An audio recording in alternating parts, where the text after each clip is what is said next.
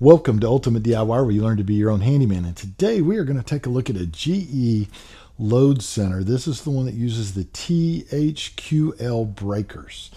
There is an issue with this system, and I want to cover it today so that you kind of know what to do if you run into this problem. So let's do that.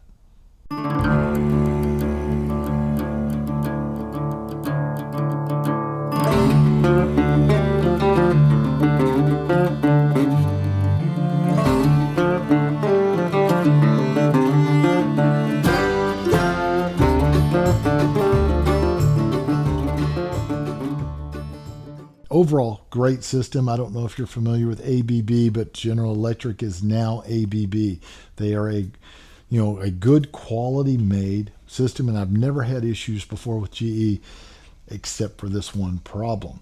In the last 6 months, I've had 3 or 4 of these units that this little rail that holds the back of your breaker. Let me show you breaker.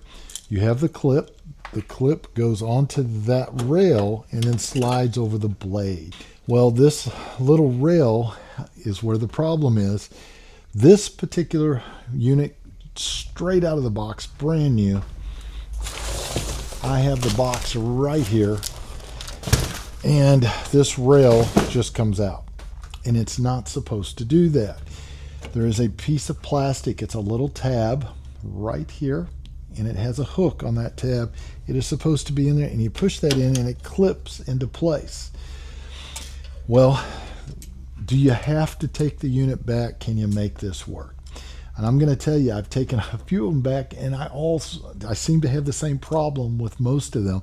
And a lot of the boxes I'm finding are already open up at the store. The people have opened them, gone through them, and checked, I think, for this same problem to try to find ones that do not have the tab broken.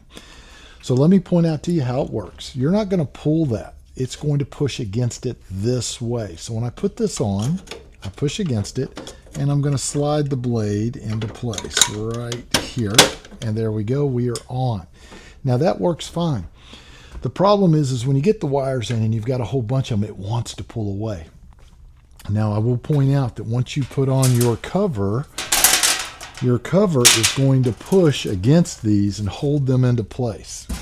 So you're generally going to be okay at that point, but I go one step further, and I will leave the link to the product I'm using in the description, but I'm using a special adhesive that is a little bit pliable, and all I do is I am going to pull this bar loose, and I squirt it into that opening and push it in, and I let it dry overnight. And then that way, when I come back, it holds it nice and tight, and it does give me a little bit of wiggle room so I don't just snap it trying to get everything in. And it's worked perfect. And I do not have to unwire everything and put a whole new box in, or take the guts out and change this whole panel. I just need to make sure that that's secured.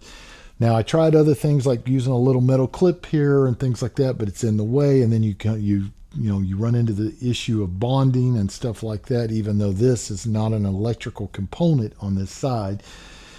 I just found that the easiest way was to put a little glue in here and make that actually work.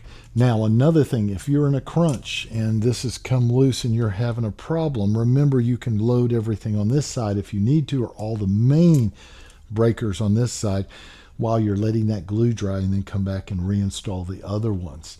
So those are a few things that you can do, especially if it's a unit that's already in play and you're having that problem.